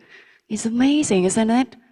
And of course, ladies and gentlemen, you can see from this video, our ultra-broadband industry has a really long history from the past until now. Not just us, but we have lots of the forerunners who work very hard, use their initiative, and spend their best effort to push forward for the brighter future for our society. And so today too. So ladies and gentlemen, now I would like to introduce every one of you to our auspicious time, which is the official launch of Bangkok initiative. Please join me in welcoming our guests upon the stage. Firstly, Please welcome Air Marshal Dr. Thanapan Raichalerm, the Commissioner of National Broadcasting and Telecommunications Commissions or NBTC. Mr. Gary Nugent, the Chief Executive of Informatech. Mr. Martin Kriener, Director General of the World Broadband Association. Mr. Simon Lin, Senior Vice President of Huawei and President of Huawei Asia Pacific Region. Mr. Pongsira Prungsin, the Acting Director and Head of Commercial for True Online. Mr. Wasit Watanasap, the Head of Nationwide Operation and Support Business Unit of AIS or Advanced Info Service Public Company Limited. Mr. Merrick Wong, Managing Director of CMI APAC Region. Mr. George Glass, CTO of TM Forum. Mr. Majid Abdullah Al-Qadi, the Technology Optimization General Manager of Zain from Saudi Arabia. Mr. Mohammed Aliyu, Chief Fiber Co-Officer of MTN Global Connect. Mr. Vladimir Kuzlov, Founder and CEO of Light Counting. Mr. Muhammad Ansahari bin Abdul Qudus, the Vice President of Telecom Malaysia's Network Rollout and Operations. Mr. Richard Jin, the President of Optical Business Product Line from Huawei. Mr. Kevin Hu, the President of Data Communication Product Line of Huawei. Mr. Louis Jorge Romero, the Director General of ETSI, and Mr. David Wang, the Executive Director of the Board and Chairman of ICT Infrastructure Managing Board of Huawei. So, ladies and gentlemen, first of all, I would like to invite the guests on the stage to give a short speech, a little bit starting from Air Marshal Dr. Thanapan Raichalerm, the NBTC Commission, please. So thank you very much. Yeah, I hope that everyone will agree with me. Yeah, that Bangkok is one of the most attractive city in the world, and Bangkok is widely loved and welcome by the world. And today, I'm so proud to give you the city another touch of the technology. Yeah, and on behalf of the NBTC, I'm here to initiate the Bangkok initiative and calling all of you today, yeah, to open arms and face the innovation and the new future, and especially for the regulator, I will recommend you to work together and also to fully support your Ultra-Broadband industry into the next 5.5G era. So, thank you very much. Thank you very much. Next, ladies and gentlemen, please welcome Mr. Louis Jorge Romero, the Director General of ETSI, to give his remote speech, please. Back in 2020, ETSI created F5G, and our aim was trying to coordinate with all different SDOs and stakeholders the development of UBB. Now we see that new technologies are coming and coordination is getting even more important. Initiatives such as the one we're having today, this Bangkok initiative, is very welcome by ETSI, so that we can all put the efforts together to develop UBB. Thank you very much. And next, ladies and gentlemen, let's welcome Mr. Gary Nugent, the Chief Executive of Informatech, to develop his speech. Please, sir. Good morning, ladies and gentlemen. Despite my huge admiration and appreciation for the ultra-broadband networks that you have all designed and built, and the video technologies that enable us to collaborate on top of them, I am delighted to be here in this wonderful city, Bangkok, live and in person. I am the Chief Executive of Informatech. We are a leading provider of market insight and market access to the ICT industry. And we are also committed founding members of the World Broadband Association. Our market insight is provided by over 700 subject matter experts in the industry. Researchers, analysts, data scientists, editors and journalists. And the access we offer is through the 15 million decision makers and influencers who consume our insights on a daily basis. Now, it may seem that the world in which we live in today is full of challenges, whether they be economic or political, environmental or social, but the truth is, ever has been the world, and having spent almost 30 years in the ICT industry, it is a matter of personal pride that our technology innovation has offered up solutions to those challenges. Let us not forget that it was ultra-broadband networks that allowed us to survive through the worst of lockdown, personally and professionally, and also it was through the power of cloud and AI and the ability to collaborate globally that our global scientists could offer vaccines in a matter of months and not years. Now, the vision that Huawei have presented of a fully connected, intelligent world, the power of F5.5G and the power that combines cloud, AI with ultra-fast and ubiquitous broadband networks is hugely powerful and compelling to deliver us a world that anticipates our needs, that makes precious use of the resources of our planet, and of course personalises our experiences. And as you move forward, I would urge you all, that is the destination towards which we all stride. Never forget your higher purpose to build us all a better, more prosperous, peaceful, inclusive, and of course sustainable world. Thank you. Thank you very much.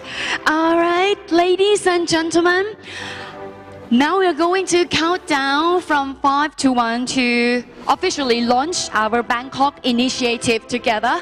So, ladies and gentlemen, on the stage, once we count 1, please put forward your UBBF star together in the same time, okay? Are you ready?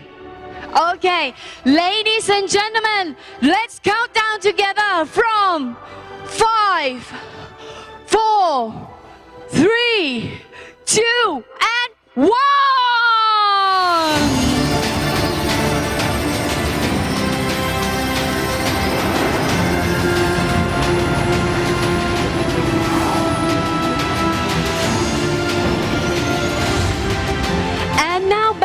Initiative is officially launched. A big round of applause once again. Now it's time to take your group photo together, please. So please kindly move closer a little bit to the center of the stage. พี่ช่างภาพนะคะเรียนเชิญเดี๋ยวตอนนี้เราจะถ่ายภาพช็อตเดียวนะคะ We're going for so may invite all the photographers and all the press, the media members, please kindly take a group photo of our greatest collaboration over here for the Bangkok initiative launch. It's amazing. This is such a really historical moment over here.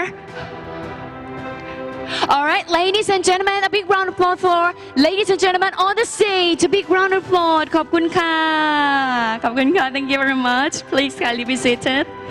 Thank you. Wow, I really love the star. Really amazing.